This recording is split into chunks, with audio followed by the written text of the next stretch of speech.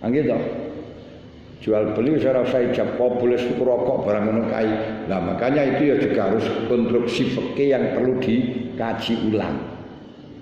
Bukan keliru, tapi dikaji ulang. Dilihat dari ilatnya. Contohnya Pak Teh, nanti kita menemukan bahasan dilarang menjual pedang, haram menjual pedang dan tidak sah menjual pedang pada kafir harbi.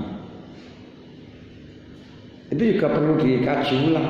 Memang zaman dulu tidak boleh menjual pedang pada kafir harbi disebabkan pedang itu akan potensi untuk merangi orang Islam sebab dia orang merangi pada orang Islam. Tapi sekarang apa maka masih haram? Yora.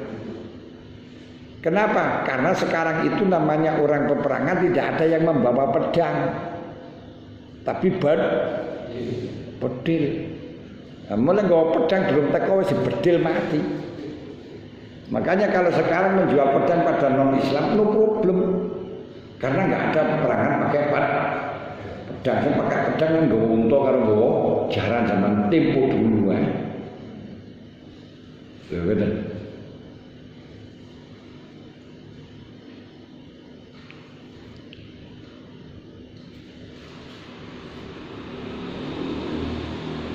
Hujatul Islam Al-Ghazali mengatakan wajib untuk mencegah transaksi yang sudah masyhur dalam muamalah dengan mu'atoh. Walaupun bagi orang yang membeli sudah halal untuk menasarufkan dengan cara apapun yang telah diambilnya. Demikian baik boleh. Ini berarti kita wajib mencegah sebuah transaksi yang sudah masyhur dengan kata mu'atoh di dalam nyambut gawe. Napa mu'atoh? Mu'atoh niku saling memberi, saling mengambil tanpa ada akad. Wis padha kali kaya kita tuku rokok niku langsung rokok dicukup duit diuncalno ngoten ya. Niku jenenge mu'atoh. Lah fikih sing dengan mu'atoh niku cara Imam Ghazali memang enggak boleh, tapi kalau sudah terjadi apa yang dibeli oleh penjual, oleh pembeli, boleh ditasarufkan. Demikian pula yang menjual juga boleh menasarufkan barangnya pembeli karena saking sama-sama ridho. Walhasil dalam transaksi atau muamalah yang nanti dituntut oleh Allah di akhirat adalah yang dilakukan tidak sesuai dengan syariat atau yang dilakukan dengan tidak saling ridho. Berarti kalau saling ridho, walaupun tuh akadnya fasid misalnya, tidak masalah, gak dituntut di akhirat, gak ada hakul adami. Katakan saja sekarang beli teletong, beli tekon datang kok membeli serintil kanggo gawe rabuk. Baik kalau kita melihat di dalam fikihnya Imam Syafi'i gak sah haram karena bayi najasa tidak boleh. Tapi tidak kita mungkiri bahwa itu telah dibutuhkan zaman sekarang untuk ngerabuk sengon atau jagung kan gitu ya. Cuma tidak padi, kalau padi niku uyuwe. Kalau sudah padi niku sing kayak ngerabuk niku uyuwe yang disebut dengan pupuk organik. Organika.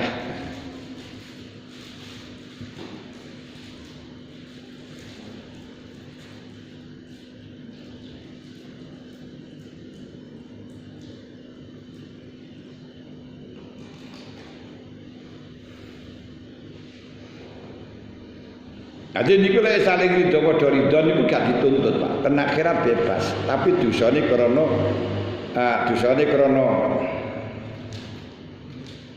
mengamalkan apa itu namanya mempermainkan syariat.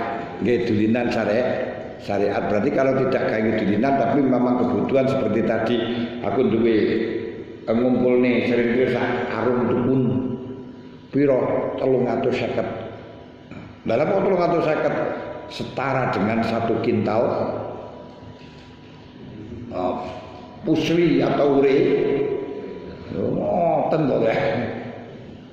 Wah, niku lek sampean iso ngelola niku sugih.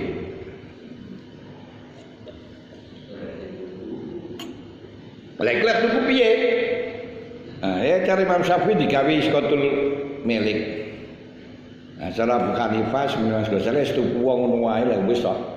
Pokok ridho sama ridho nanti yang terima duit ya oleh ditasarrufno karena sing nyerahno duit niku pun ridho. Yang menerima serundul bisa disebarkan di sawah karena juga ridho, betul. Enak. Wong kalau tidak boleh level mu'atoh ya, nuwun sewu. Kita sebagai wong tua sing anak sekolah yo bingung. Cacile gak boleh transaksi, gak sah. Terus mari mulai kata tuku es kudu mulai mai pawon kono. Lah malah sulit ta. Oh, terus.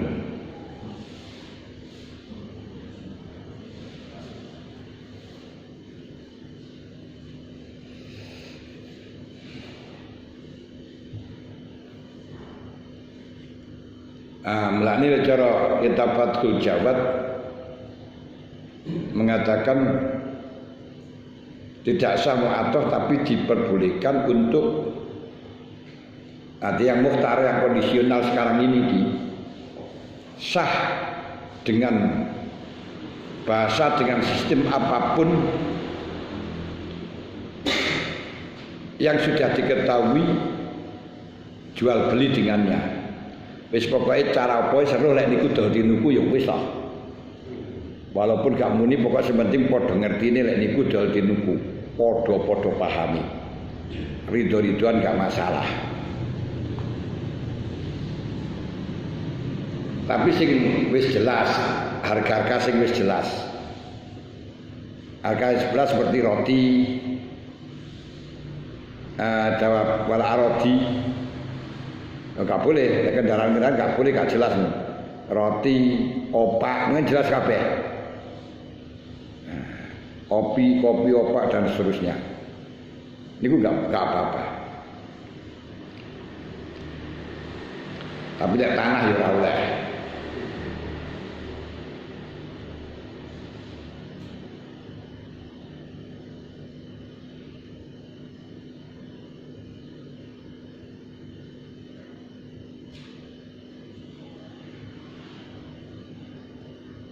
Nah terus apa yang telah diterima dengan muamalah yang fasidah, muamalah yang salah, muamalah yang gak pas, niku hukumnya padha karo gosok dari sisi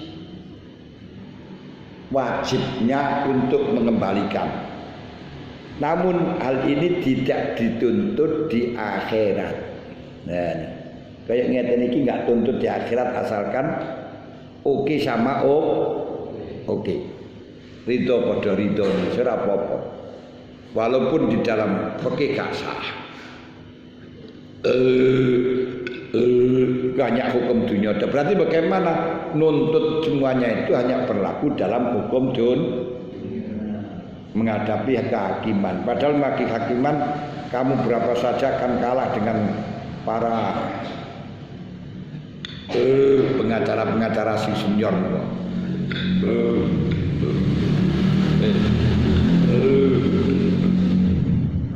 Tadi panjenengan jual beli teletong gak sah sehingga bisa nuntut di dunia, tapi di akhirat halal.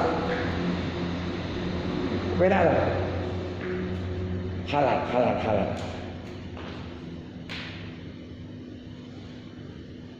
Hal ini berlaku di dalam semuanya akad,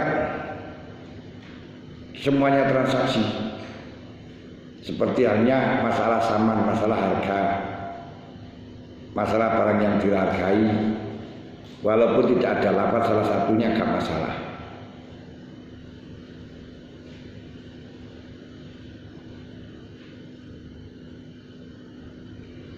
Seperti anak saat ini biasa dari sekolah-sekolah anak jual beli. Siapa saja pembeli langsung memberikan uang di situ, tidak ada yang controlling. Tapi mungkin yang controlling itu CCTV, nah ini. Untuk menunggu kejujuran, untuk melatih kejujuran. Ke apa-apa. Ini kok oleh ganjaran bukan karena fikihnya, tapi dikarenakan untuk memberi pelajaran kepada orang lain kan mboten.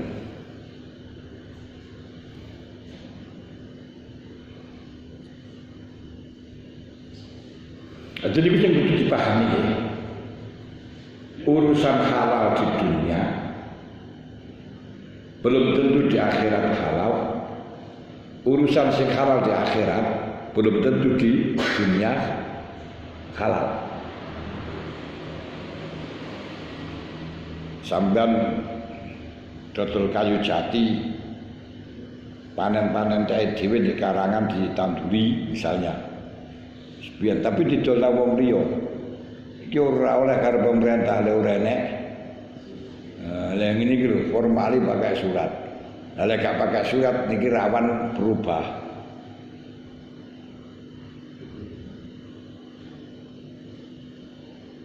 Nah, di dunia menyelamatkan hanya dengan surat, tapi urusan akhirat enggak. Stek sopo kare ngoten. Nah, walaupun tok ana sertifikate.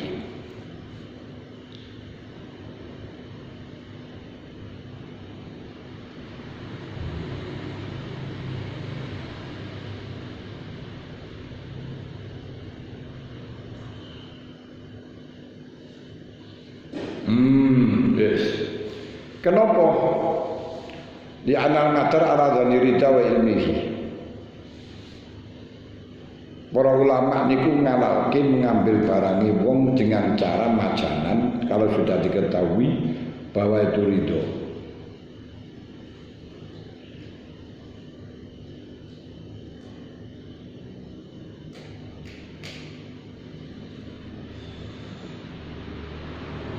Lani krana madare niku ridho nggih. Pada waktu orang-orang orang-orang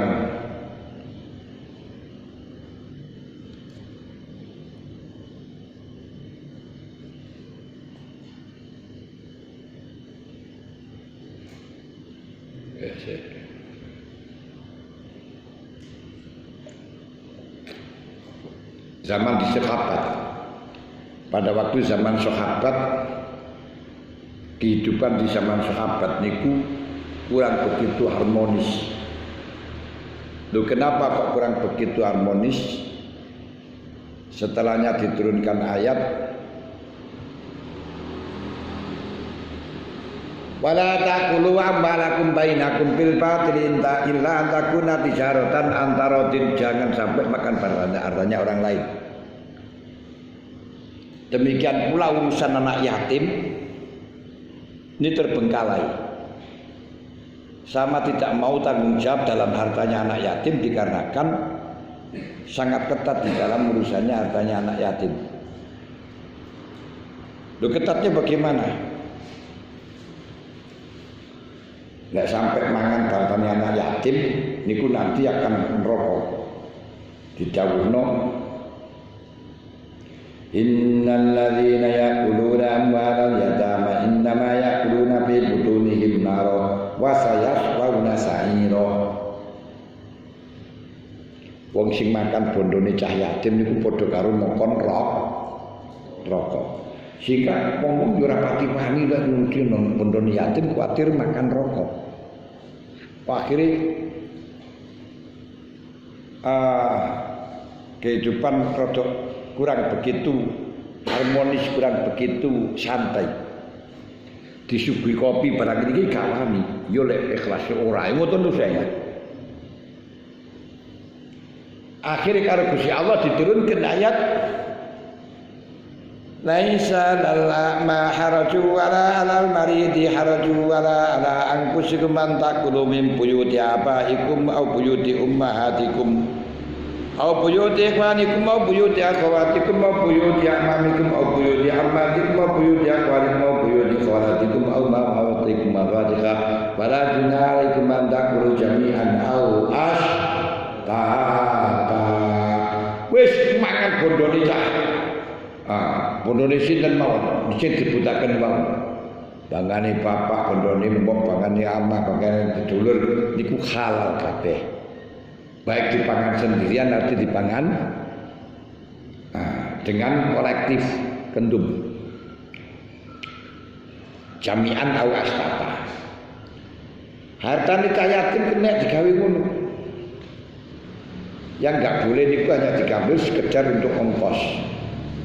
Nah, ngurusi pondok cah yatim itu butuh ongkos. Nah, terus setelahnya ada jawaban niki. Akhalallahu bai'a wa harrama riba.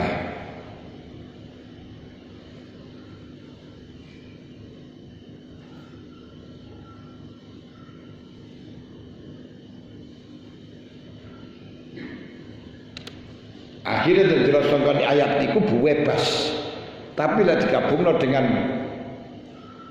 innalladzina ya'kuluna amwalal yatama dzulman wala ta'kulu amwalakum bainakum bil batil, akhirnya dipun klasifikasi. Klasifikasi ini piye? Lek jelas ilmi ridho ya halal. Kalau tidak ilmi ridho belum jelas ya berarti haram. Ngoten. Lah terus batasan ilmi ridho, mengetahui niku ridho.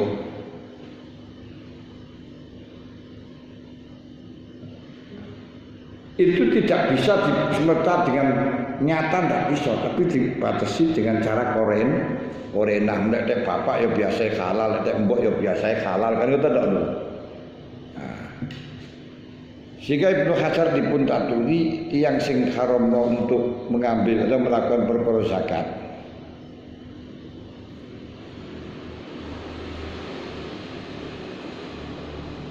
Artinya kayak batas Ibnu Hajar tentang hal yang dihalalkan untuk orang yang merawat cah yatim gini pun meledawi Allah wa in kana ghaniyan falyastafif wa in kana faqiran falyakul bil ma'ruf. Niku dawuh Sayyidina Umar, bodoh sak pirang-pirang ini kalau saya sendiri ngambil bahaya.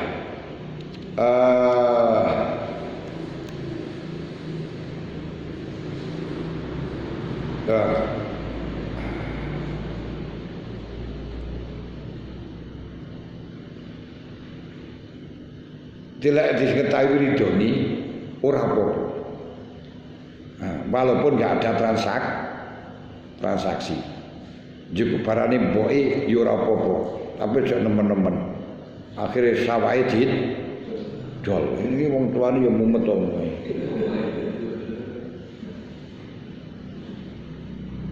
Berarti lah dihubungaken kaya wau.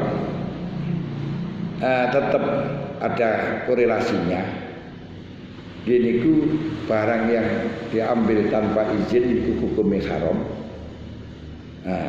Cara asli ini. Tapi kalau kita yakin bahwa yang kita ketika diambil wong ridho, mau menjaluk ya wong ridho. Niku tentu tidak akan haram lagi. Malih oleh ngono. Berarti hukumnya beda-beda ya ngono, beda-beda pancen. Beda-beda macam niku. Dan nangge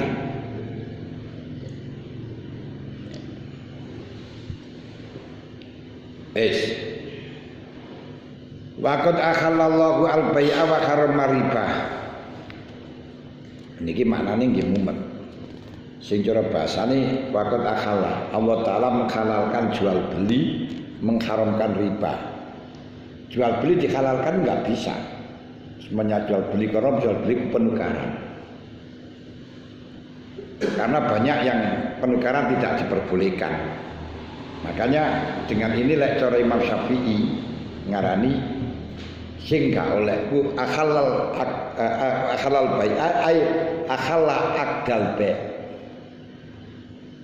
Akdal bai wa harama baya ay akdar riba. Yang berarti lek riba oleh gak diakati cara Imam Syafi'i ora apa-apa. Karena sing dimaknani akdu riba. Utang 1000 bayar 1200 haram, tapi kalau enggak seakat-akatan wis utang 1000 bayar 1200 ora apa-apa.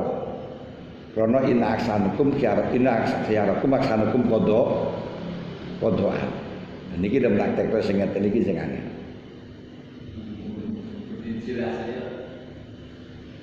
Di akdar riba. Tapi nek cara Imam Abu Hanifah akdar riba juga riba. Kok akati gak kok akati pokok sing penting ada lebihannya utang 1000 nyaur 1200 riba.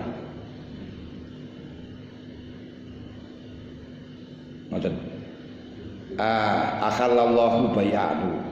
Lain kalau kita katakan akhalallahu bay'a semuanya baik, tapi mesti gak benar.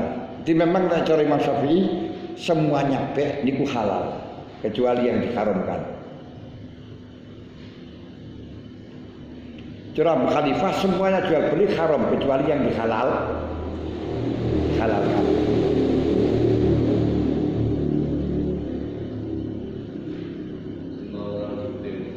Dalam? Napa nih? Nggih, utang-utang sing ngoten niku lek ora diakati cara Imam Syafi'i gak apa-apa. Tapi niku fikih. Niku fikih. Tapi lek urusan akhirat ya panggah. Lek tujuane ngoten ya panggah haram ngoten lho.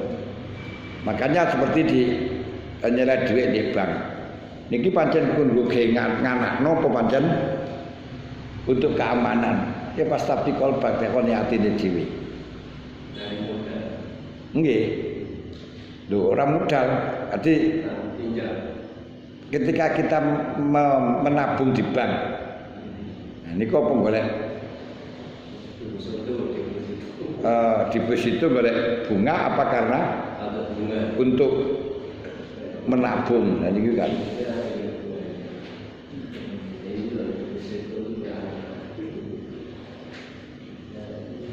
Nggih, pun saking niki lek sing dikelataken. Nggih. Bisa menerima sumbangan setelah dibelanjakan ternyata ada kelebihan.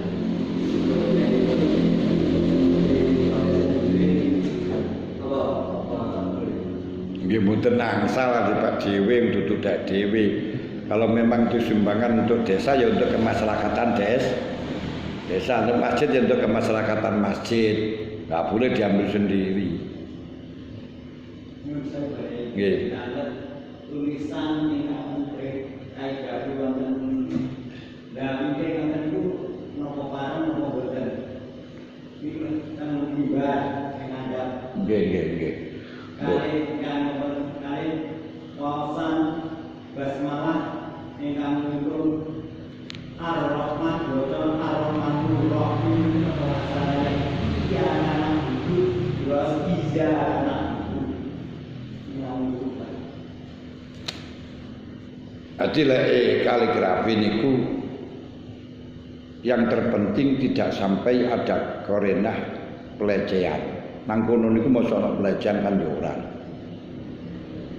Ora diidek-idek yo ora. Enggak masalah. Jadi pokoknya sepenting gak ada korenah untuk pelecehan gak masalah. Cara uruf, cara umumi wong, ngarani pelecehan gak? Ngoten to. Kan yo ora to. Iya. Nggih. Nah, niku dak krana gak enek kaidah.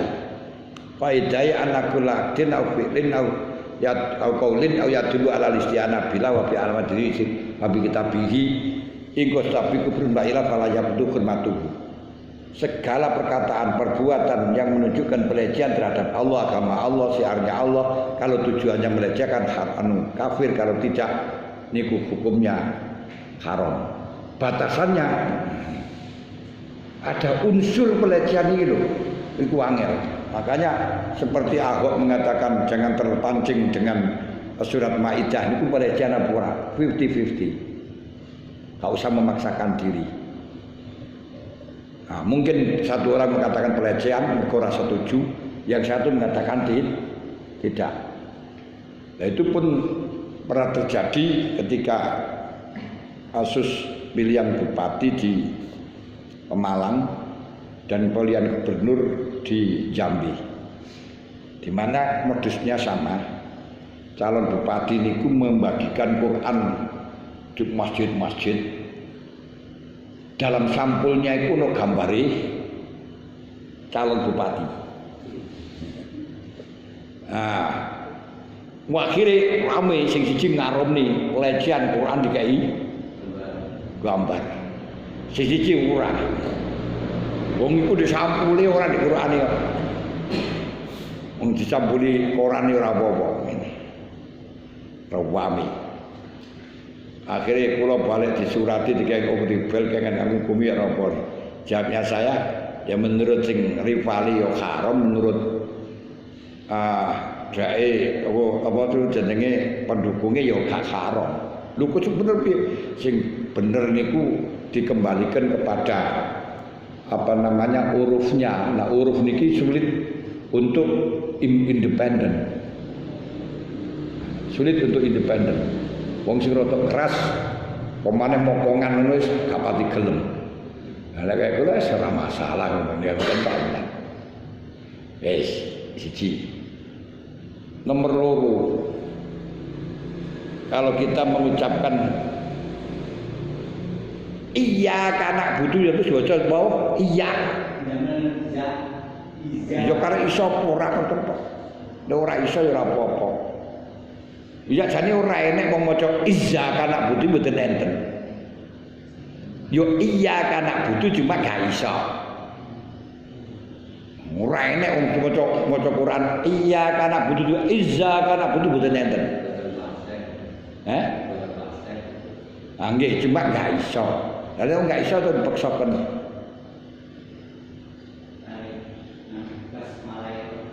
Lek basmalah niku lek digawe maca Quran gak oleh, tapi cara irab oleh. Sudah kenapa? Karena bacaan Quran itu harus ada guru, ada sanad. Hadis sanate kok Kanjeng Nabi niku ya bismillahirrahmanirrahim lek cara nahwu kena wa innutun kasurat laqad talat muftaqiran li dzikrihin na'udbiat waqtu awid bi yakun muayyana in dunia al-fatwa kemudian warfa awin sib ing kotok tamuz miro warfa awin sib ing kotok tamuz bismillahirrahmanirrahim rahimi kenging cara i'rab tapi nek sampean ibadah karo iku gak kena ngoten nek sampean i'rab ora apa-apa karena apa tanpa disebutkan Rahman Rahim sudah jelas sifat Gusti Allah makanya bisa Bismillahirrahmanirrahim. Bismillahirrahmanirrahim. Bismillahirrahmanirrahim.